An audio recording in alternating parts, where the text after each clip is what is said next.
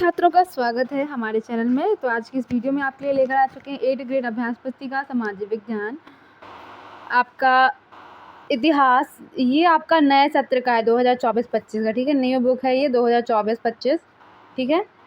और आज का है अध्याय 2, व्यापार से साम्राज्य तक कंपनी की सत्ता स्थापित होती है, ठीक है। वीडियो को लाइक, चैनल को सब्सक्राइब कर दो, दोस्तों के साथ भी शेयर कर दो। चलिए शुरू करते हैं। ओके, ईस्ट इंडिया कंपनी के शुरुआती व्यापारियों को किस नाम से जाना जाता था? तो इसका उत्तर हो जाएगा आपका option number A, factor. Question number 2 देखिए, फरमान शब्द का अर्थ क्या है? तो इसका उत्तर हो जाता है शाही आदेश, ऑप्शन नंबर ए।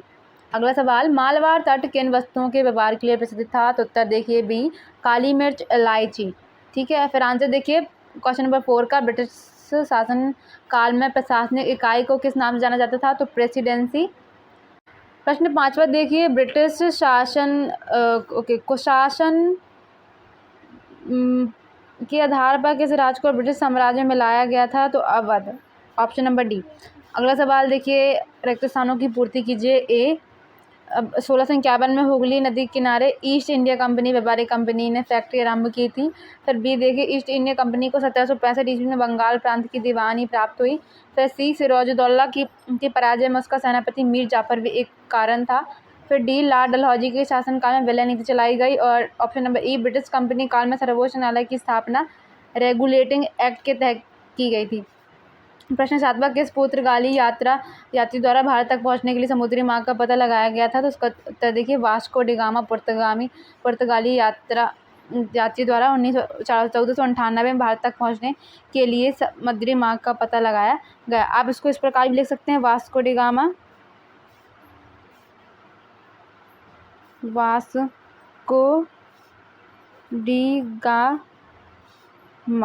ठीक है। इस प्रकार से भी आप लिख सकते हैं।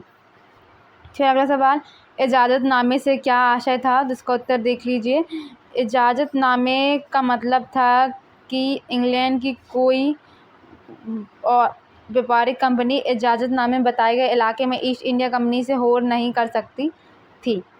फिर अगला सवाल, बक्सर के युद्ध के क्या परिणाम हुए थे? तो बक्सर के युद्ध सबसे महत्वपूर्ण परिणाम, भारत की सर्वोच्च शक्ति सम्राट था शाह आलम, उसका नवाब वजीर व बंगाल का नवाब संयुक्त रूप से पराजित हुए। युद्ध में सम्राट के हारने से कंपनी की शक्ति और प्रभुत्व को जनता को स्वीकार करना पड़ा, जिससे भारतीय शक्तियों की प्रतिष्ठा का पतन हो गया। फिर अगला सवाल देखिए 10वां, पानीपत की तीसरी लड़ाई क्यों महत्वपूर्ण है? तो पानीपत की तीसरी लड़ाई 1761 में अफगान आक्रमणकारी अहमद शाह अब्दाली और पुणे की सदाशिवराव भाऊ पेशवा के बीच लड़ी गई थी, जिसमें मराठों की हार हुई। यह मराठों की सबसे बुरी हार थी।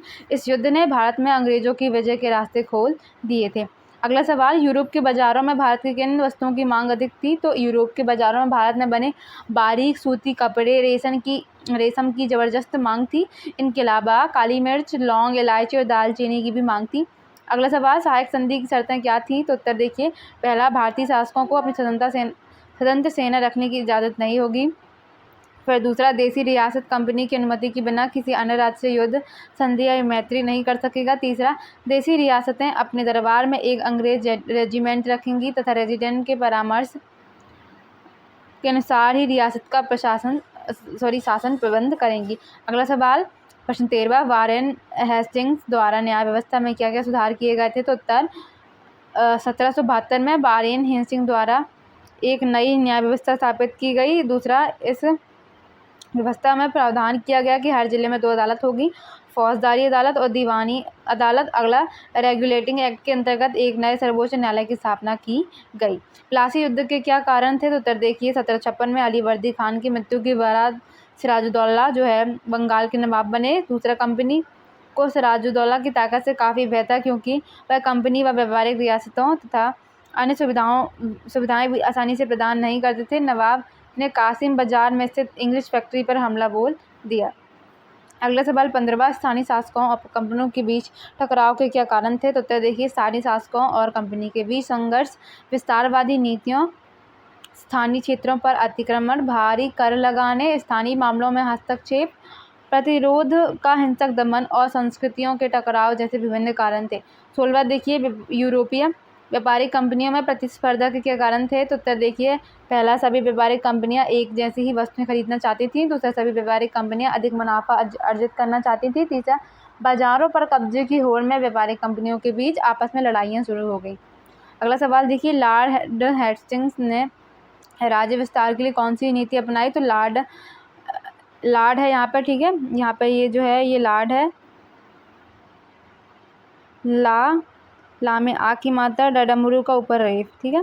तो लॉर्ड हेस्टिंग्स ने राज्य विस्तार के लिए सर्वोच्चता की नीति अपनाई, जिसका उद्देश्य भारत में सभी देशी शासकों पर ब्रिटिश वर्चस्व स्थापित करना था। अगला सवाल, लॉर्ड डलहौजी की विलय नीति तथा क्या थी? इस नीति के किन किन भारतीय राज्यों को अपने नियंत्रण में लिया गया था? तो लॉर्ड डलहौजी की विलय नीति इस तर्क पर आधारित थी कि अगर किसी शासक की मृत्यु हो जाती है और उसका कोई पुरुष वारिस नहीं है तो उसकी रियासत हड़प कर ली जाएगी, यानी कि कंपनी के भूभाग का हिस्सा बना ली जाएगी। इस नीति से सतारा, संबलपुर, उदयपुर, नागपुर, झांसी, अवध इत्यादि भारतीय राज्यों को अपने नियंत्रण में ले लिया गया था। वीडियो पसंद आई तो वीडियो को लाइक, चैनल को सब्सक्राइब कर दें और दोस्तों के साथ भी जरूर शेयर कर दें ताकि उनकी मदद हो सके।